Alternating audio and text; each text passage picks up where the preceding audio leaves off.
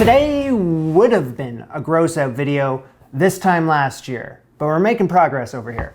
Thank you very much, Julia. Oh!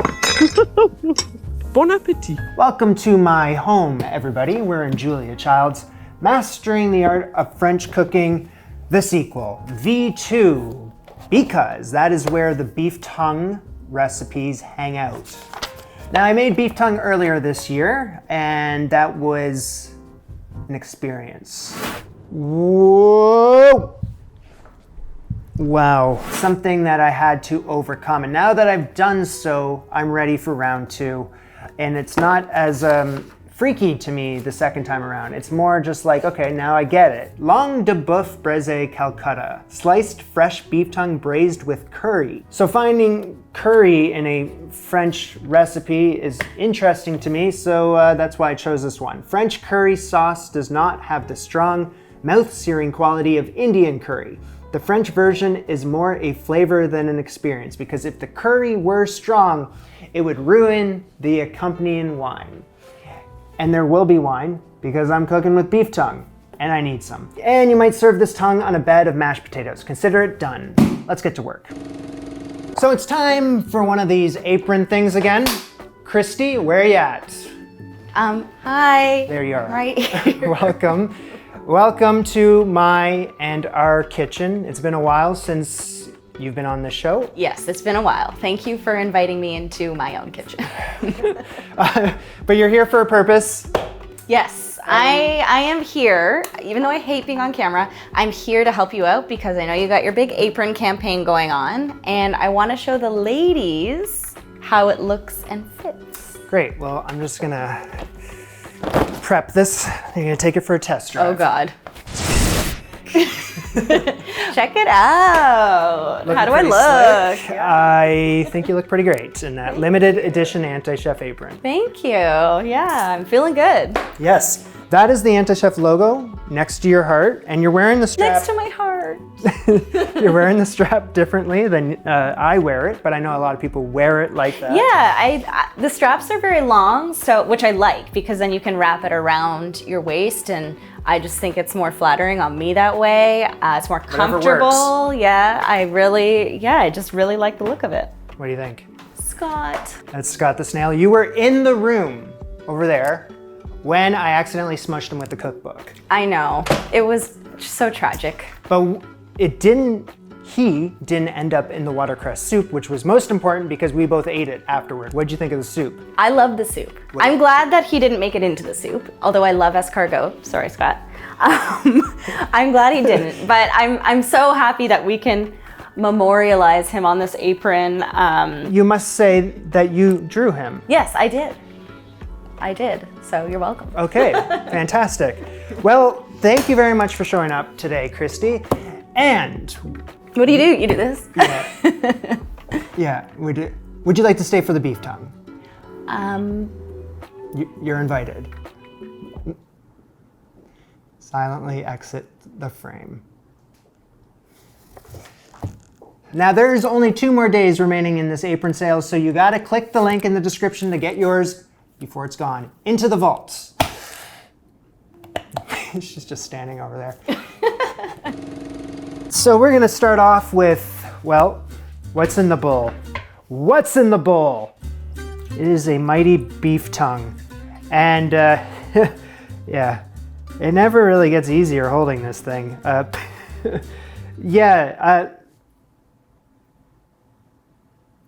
Okay, don't ask. And I don't know what that was, but I don't really want to talk about it. Now, when I cooked the beef tongue earlier in the year, I bought based on weight, so they delivered me 2. And yeah, this has just been hanging out in the back of the freezer since. I've had it thawing out in the fridge overnight in this cold water. I am ready to cook with it. This is a big ass. So my Dutch oven. What's going on first before the braising is we gotta simmer this thing. So into my Dutch oven goes the tongue. I need to submerge this beef tongue by at least 5 inches worth. Oh right, last time I did this. Well, that's never gonna be, you know what, that's gonna be fine. This Dutch oven is around 7 quarts of water, and I need to add 1.5 teaspoons per quart. Let's do 1, 2, 3, 4, 5, 6, 7. And a little for good luck. To a simmer, and while I'm doing so, skimming off the grayish scum. Beef tongue, grayish scum. We're having a laugh over here today. I'm gonna add in a sliced onion. Whoa, easy there, Tiger. 2 cups of chopped carrots. 3 unpeeled garlic cloves. Okay, so this next part requires a cheesecloth. But I don't want to go ahead and waste one right now because honestly, at the end of this simmer, all I'm doing is removing the tongue. So yeah, my call. It's my call. So 8 parsley sprigs, around a teaspoon of thyme, but it's dried thyme, so why don't you add a little bit more? 4 allspice berries, and of course 1 bay leaf. No, just kidding. She wants me to add 2. Since they're dry though, I'm gonna add 3. You know why. Take the long way home today. I'm not dry, so I'm gonna be completely, we're all friends here. I'm gonna be honest with you. I forgot the celery. I was at the store and I just forgot. So I've added a little extra carrot in there, and then you saw me with the bay leaf. So, well, the bay leaf, right? That's gonna cover my ass because we know how important that is. I still don't know what it does. But I can see a lot of grayish matter floating to the surface. Now the scum is starting to reveal itself to me. That is why you use an herb bouquet or a cheesecloth. Lesson learned immediately. Because when I'm skimming the scum, it can easily pick up all that stuff I just added. That's no good. I'm gonna get a lid on there, slightly askew, and I'm gonna let this simmer for 2 hours. Stop it. Oh, whatever. Okay, so just a quick hop and a skip. So just a quick. Sorry, I can't do this seriously when there's potatoes in my pocket. You might serve the tongue on a bed of mashed potatoes. Remember those words, because I gotta make some mashed potatoes now. And I'm using the other Julia Child cookbook for this. So there is a mashed potato recipe in this book.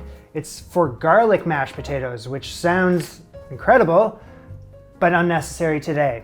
So I'm just gonna omit the garlic part and make the basic mashed potatoes. Plain Jane mashed potatoes. So I need 2.5 pounds of baking potatoes. Good thing I have my Antichef Apron, which has no shortage of pocket space. This equals 2.5 pounds worth, 4 russet potatoes. Those are baking potatoes. She recommends peeling them. That's what I'm gonna do. Quarter the potatoes. Next to the tongue water, I'm gonna salt up some boiling water. Drop the potatoes into this boiling water. Careful. I'm sure there's a better way of doing that, but I don't know it. Well, I'm not interested. We're gonna cook those until they're tender. I think I'm lining this all up so that the potatoes are gonna be done at the exact same time that the tongue is done. Which when I had oodles of time earlier, I figured that I could have got the potatoes done much earlier than that. But now everything's gonna happen at the same time. So let's bring the simmering tongue water in all its glory.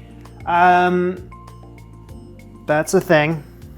Bowl of cold water. And I'm gonna remove the beef tongue into the water. Yeah, I'm gonna reserve this liquid.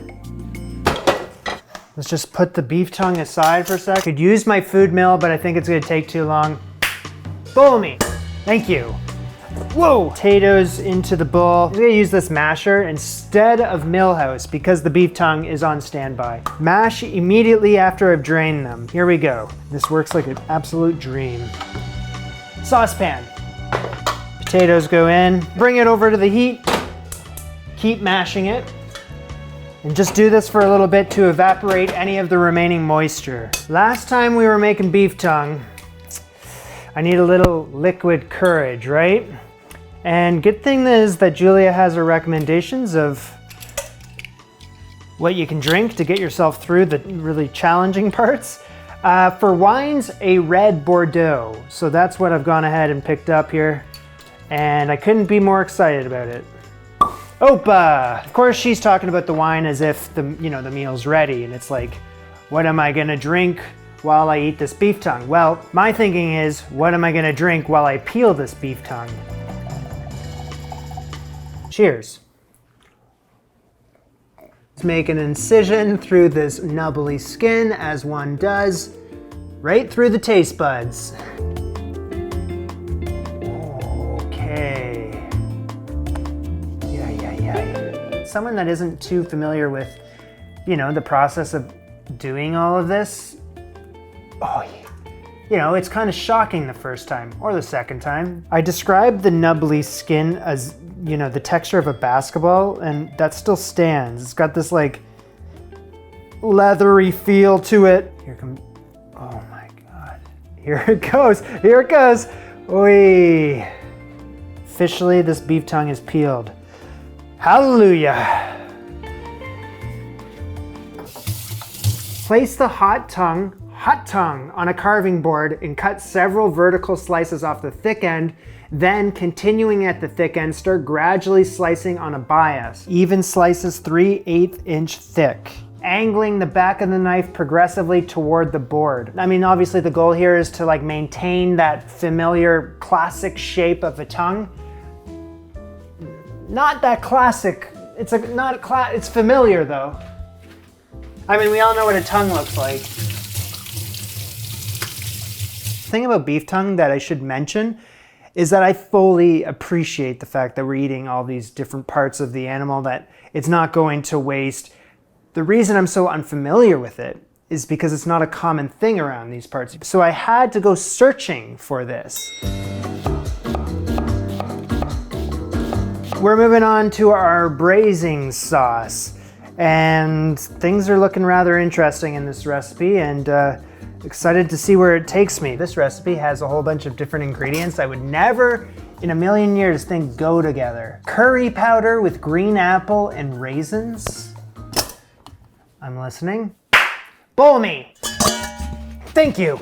And the sieve? Wow, bonus. Just take some of this tongue cooking stock, and I'm gonna strain around 2 to 3 cups worth of it. Okay, now that I did that, let's just keep switching items in the kitchen. Something like this. Whenever it says like you require beef stock, you could be a good boy and make your own beef stock, but that requires a lot of time, and I never do that. So I always just buy the cartons of it, and it seems to do the job just fine, especially with these Julia Child recipes when it's like a little beef stock here, a little beef stock there. Well, perfect, a carton does the trick. Now I picked up this, it's called Better Than Bouillon. It's a roast beef base to it. So she says here that I could use some bouillon and 2 to 3 cups worth of this heated tongue stock. So if I use 1 tablespoon, that equals 1 cup of liquid. Let's try one first.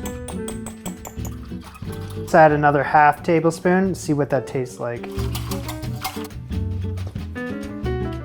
Another ½ tablespoon. So in total, 2 tablespoons into 3 cups worth of tongue stock. That tastes like gravy. I need a peeled, diced, sour apple. So naturally, I'm going with the granny. And did I say peeled? I did, right? Take the stem out, core it, and do what the lady says, dice it. There's not much left for us to do over here. Let's go over to the stove. So there is something in the cookbook that kind of stumped me. It said you need a 10 to 12 inch chicken fryer or an electric skillet. So I had to look that up, and braising dish will do. That's gonna do everything a chicken fryer would do, and then some. Low heat, 2 tablespoons of butter, ½ tablespoon of oil, 2 cups of sliced onions. Stirring occasionally, I'm gonna keep this on a low heat for 8 to 10 minutes until these onions are tender and translucent but not brown. Things are about to get funky in here. I'm adding in 2 tablespoons of curry powder, of course depending on its strength and your inclination. But I think 2 tablespoons should do the trick, because I don't know what the hell is about to happen. And we blend that together, cook it like this for 2 minutes. 2 tablespoons of flour. It says if this starts making too stiff a paste, most def, add in a knob of butter. Let's keep it going for 2 more minutes. Turn off the heat. I gotta wait for the contents of this pan to stop bubbling. Shh. Soon. I'm gonna add in the stock, 3 cups worth. Vigorously whisk this together. Cup of dry white wine. Here goes the Sauvignon Blanc. 2 cloves of garlic, mashed. Remember, this is all off the heat. Parade of interesting ingredients never stops. A 1/4 cup of raisins, the apple, half a teaspoon of thyme, and 1 imported bay leaf. Not sure how important it is, but you know I'll be using 2. Bring it back up to a simmer. Correct seasoning. Definitely needs a hit of salt and a little pepper.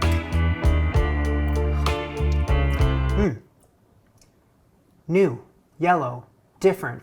I like it.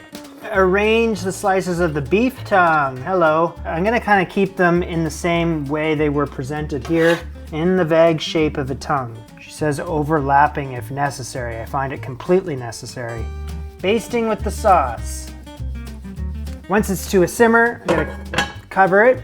Braising for 30 to 40 minutes. And throughout this braise sesh, that's hot. Throughout this braise sesh, I'm like tilting the pan kind of like this, just making sure I'm basting that meat. I can also lift the cap off, keep spooning it. Spooning the tongue? What the hell? Let's not forget about the potatoes. Once the moisture starts to dry up and there's a film on the bottom of the saucepan, in goes 4 tablespoons of butter.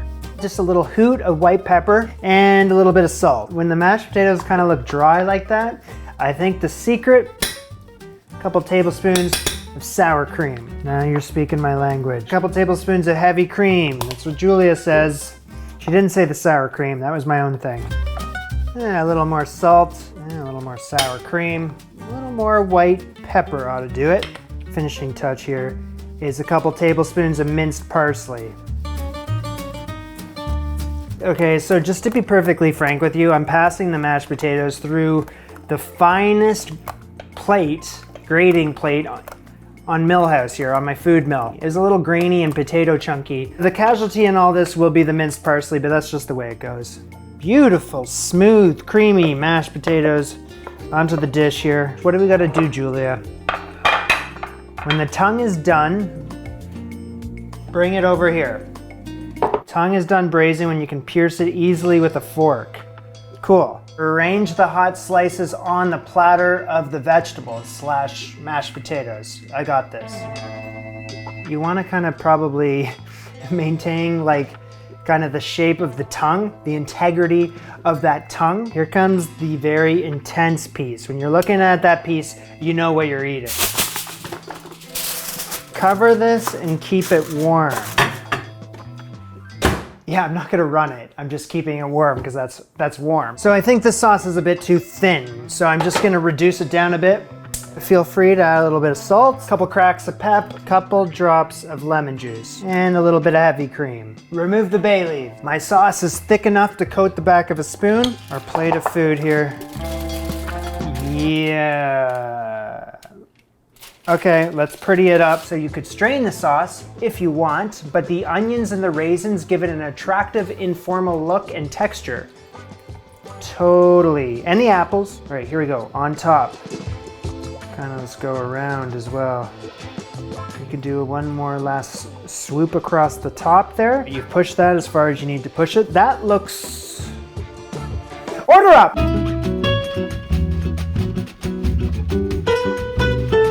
Why don't we start right here?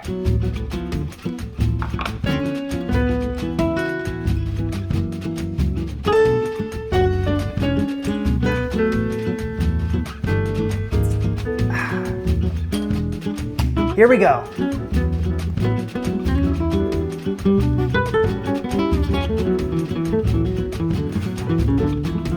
This whole plate of food, actually, you know what? Plant that thing on a bed of mashed potatoes, cover it in sauce, and you're off to the races, really. Not that bad, rather enjoyable. Good cut of meat there with the, it's tender, not fatty, kind of great flavor beef. It's a good cut of beef if you can just take that image out of your head. That's why you can just kind of chop up the beef tongue, put it in a taco, and then you don't really have to look at it.